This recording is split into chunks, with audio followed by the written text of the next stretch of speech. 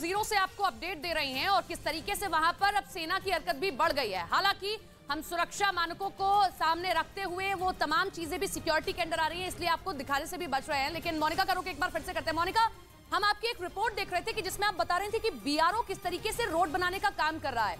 बड़ा अहम है कि इस पूरे कम्युनिटी सिस्टम को, इस कम्युनिकेशन को बिल्ड किया जाए, क्योंकि अभी भी हाइट्स तक पहुंचना थोड़ा मुश्किल हो जाता है सैनिकों के लिए। कहां तक पहुंचा वो काम? अब देखिए, नेटवर्क कनेक्टिविटी, रोड कनेक्टिविटी एक बेहद अहम हिस्सा है और बीआरओ जिस तरीके से युद्ध स्तर पर काम कर रहा है, संकल्पबद्ध तरीके से काम कर रहा है, उसके बाद से 6 साल पहले की जो तस्वीर तवांग तक पहुंचने की थी वो तस्वीर बिल्कुल बदल चुकी है। हालांकि अभी भी काम थोड़ा जारी है, क्योंकि देखिए 63 ऐसे रास्ते हैं जिनको मौजूदा सरकार ने निर्माण के लिए निर्धारित किया गया है। कुछ ऐसे रास्ते हैं जो बन चुके हैं, जिन पर फिलहाल काम भी जारी है। लेकिन देखिए, कुछ ऐसे इलाके भी हैं, कुछ ऐसे रिस्ट्रिक्टेड एरियाज भी हैं जहां पर हम वो तस्वीरें भी दिखा नहीं सकते हैं कैमरे के थ्रू, क्योंकि देखिए हम चाहते हैं कि सिक्योरिटी रीजंस की वजह से, क्योंकि अभी हम तवांग में हैं और यहाँ पर सिचुएशन इस तरीके की है कि तनाव का माहौल ज़्यादा ना हो जाए, लोगों में किसी तरीके का डर या खौफ ना हो। लेकिन नेटवर्क कनेक्टिविटी की बात करूँ या रोड कनेक्टिविटी की बात करूँ, 6 साल पहले जो स्थिति यहाँ पर थी, कच्चे रोड्स थे, एलएसी तक पहुँचने के लिए भारतीय सेना को कहीं ना कहीं मशक्कत करनी पड़ती थी, चैलेंजिंग कहीं ना कहीं था। लेकिन अब जो है सिचुएशन वो काफ़ी ज़्यादा बेहतर हो चुकी है। नेटवर्क कनेक्टिविटी की बात करें या सड़क कनेक्टिविटी की बात करें, बीआरओ लगातार युद्ध स्तर पर संकल्पबद्ध तरीके से रोड कनेक्टिविटी के लिए काम कर रहा है, क्योंकि देखिए अमूमन यहाँ पर मौसम इसी तरीके का रहता है, -, डिग्री में टेम्परेचर रहता है। ये एक ऐसा हिस्सा है जो बिल्कुल कट जाता है, ये बिल्कुल ही कट जाता है। और ऐसे में देखिए जो आर्मी की मूवमेंट है या आम लोगों की जो मूवमेंट है वो कहीं ना कहीं रुक जाती थी। ऐसे में रोड कनेक्टिविटी और नेटवर्क कनेक्टिविटी की बेहद ज़्यादा ज़रूरत यहाँ पर रहती है। अब जिस तरीके से 63 ऐसे रास्ते हैं या नेटवर्क कनेक्टिविटीज़ हैं जिनको लेकर लगातार युद्ध स्तर पर काम हो रहा है, उसके बाद से सिचुएशन बेहतर हुई है। भारतीय सेना के लिए खासतौर पर जो चैलेंज रहता था एलएसी तक पहुँचने का, वो थोड़ा सा अब कम हुआ है, बेहतर हुआ है। और बीआरओ लगातार इस तरीके से युद्ध स्तर पर हरकत कर रहा है या काम कर रहा है। देखिए सिचुएशन इतनी है कि जो रास्ते हैं, क्योंकि यहाँ पर जो चाहे हमारे बीएसएफ के जवान हो, चाहे वो ताइवान में हमारे डटे हुए सैनिक हो, हर कोई अपने अपने स्तर पर किस तरीके से काम कर रहा है। और चीन को ये समझने की जरूरत है कि जिस तरीके से तवांग में उसको खदेड़ने का काम किया है, आगे भी अगर उसने आंख दिखाने की कोशिश की तो इसी तरीके से मुंह की खाएगा। उधर 9 दिसंबर को भारत के तवांग सेक्टर में हुई झड़प के अगले ही दिन चीन ने अरुणाचल की सीमा के पास ड्रोन और लड़ाकू विमान समेत कई हथियार तैनात कर दिए। ये दावा अमेरिका की वॉर जोन नाम की वेबसाइट ने किया और सैटेलाइट से ली गई कुछ तस्वीरें शेयर की, जिनके आधार पर अमेरिका की वेबसाइट ने दावा किया कि चीन ने अरुणाचल सीमा के पास हथियार तैनात कर दिए हैं, वो भी 9 दिसंबर को हुई झड़प के अगले ही दिन। वॉर जोन नाम की इस वेबसाइट ने चीन के हथियारों की सटीक लोकेशन भी बताई और जानकारी दी कि चीन के हथियार तिब्बत के शिगत्से एयरबेस पर तैनात हैं। जिसका मतलब ये हुआ कि चीन एलएसी पर अशांति फैलाने का नया प्लान तैयार कर रहा है, क्योंकि शिगत्से एयरबेस पर 10 दिसंबर को उसके लड़ाकू विमान, ड्रोन समेत कई खतरनाक हथियार पहुंच चुके हैं। वैसे तो ये एयरबेस सेना और आम लोगों दोनों के इस्तेमाल के लिए बना है, लेकिन इसका ज्यादातर इस्तेमाल चीन की सेना के लिए होता है, जिसकी सबसे बड़ी वजह है कि इसका एलएसी के पास होना। इस बात के सबूत पहले भी दिए जा चुके हैं कि एलएसी के नजदीक चीन तेजी से निर्माण कार्य कर रहा है और अब अमेरिकी वेबसाइट ने शिगत्से एयरबेस पर ड्रोन और लड़ाकू विमान समेत अर्ली वार्निंग सिस्टम और एयर स्पेस सर्वेलेंस सिस्टम तैनात किए जाने का दावा किया।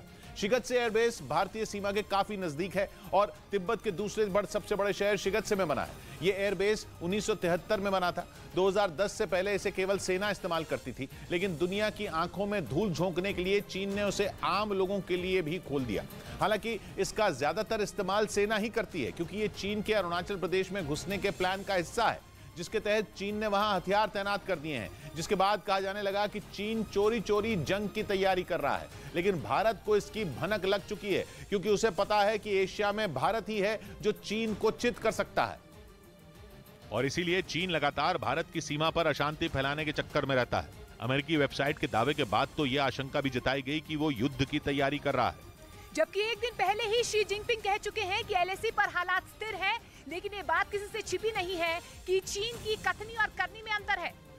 माना जा रहा है कि चीन ने रूस और सऊदी अरब से डील इसलिए की क्योंकि वो भारत से युद्ध लड़ने का प्लान बना रहा है, क्योंकि दोनों देशों ने डील के बाद ये साफ कर दिया कि वो चीन के अंदरूनी मामलों में नहीं बोलेंगे। मतलब ये कि अगर भारत और चीन भिड़े तो रूस और सऊदी अरब जैसे देश चीन को नहीं रोकेंगे। और यही है चीन की असली चाल, जिसे भारत ने पकड़ लिया और गलवान और तवांग की तरह चीन की हर चाल को फेल करने की तैयारी कर ली और उसकी हर हरकत पर नजर रखनी शुरू कर दी। उधर न्यूज 18 की टीम अरुणाचल में एलएसी पर उस जगह पहुंची जहां 9 दिसंबर को दोनों देशों के सैनिकों की झड़प हुई थी। उस झड़प में भारत के मुस्तैद जवानों ने चीन के करीब 300 सैनिकों को मुंहतोड़ जवाब दिया था और तवांग से खदेड़ दिया था। तवांग में जिस जगह भारतीय फौज ने चीनी सैनिकों को खदेड़ा, वहां ग्राउंड जीरो पर न्यूज 18 की टीम भी पहुंची। न्यूज 18 की टीम को घने कोहरे और कड़कड़ाती ठंड के बीच एलएसी पर भारतीय सेना की मूवमेंट भी नजर आई, जिसका मतलब है कि चीन को मुंहतोड़ जवाब देने के बाद भारत के जवान चुप नहीं बैठे बल्कि ज्यादा मुस्तैद हो गए। तवांग टेंशन के बाद ये तस्वीरें आप देखिए, 1 2 3 4 5 मिलिट्री के ट्रक्स, आर्मी के ट्रक्स देखिए किस तरीके से एलएसी में गश्त करते हुए नजर आ रहे हैं। इतना ही नहीं, न्यूज 18 की टीम एलएसी के उन इलाकों में भी गई जहां भारतीय सेना तेजी से सड़कें बनाने का काम कर रही है। बीआरओ की वजह से ये रोड कंस्ट्रक्शन देखिए कि किस तरीके से यहाँ पर बढ़ता हुआ नजर आ रहा है। देखिए, ये मैं आपको तस्वीरें कुछ दिखाना चाहूंगी। ये आपको सामने वो रास्ते नजर आ रहे होंगे। ये वही सड़कें हैं जिनके बनने के बाद चीन सीमा पर पहुंचना भारतीय सेना के लिए ज्यादा मुश्किल नहीं रह जाएगा और बॉर्डर पर तैनात जवानों तक हथियार और खाने पीने का सामान पहुंचाना भी काफी आसान हो जाएगा। 9 दिसंबर की झड़प के बाद से ही चीन सदमे में है, क्योंकि भारतीय सैनिकों से उलझने की वजह से उसके कई सैनिक बुरी तरह घायल हो गए। इसलिए माना जा रहा है कि चीन दोबारा 9 दिसंबर वाली गलती नहीं दोहराएगा। हालांकि चीन पर भरोसा करना मुश्किल है, इसलिए उसकी किसी भी चाल को नाकाम करने के लिए न केवल तवांग में बल्कि एलएसी से काफी पहले भी भारतीय सेना पूरी तरह डटी हुई है। एलएसी तवांग के बेहद करीब हूँ और आप देखिए यहाँ पर चीन की तरफ से जिस तरीके से चालाकी की जा रही है, उसके बाद से भारतीय सेना देखिए किस तरीके से मुस्तैद नजर आ रही है। अरुणाचल में एलएसी के कई इलाकों में बर्फबारी हो रही है और तापमान भी काफी कम है। ऐसे में चीन की चालाकी और मौसम की मार के दोहरे अटैक से भारतीय सेना बखूबी लड़ रही है।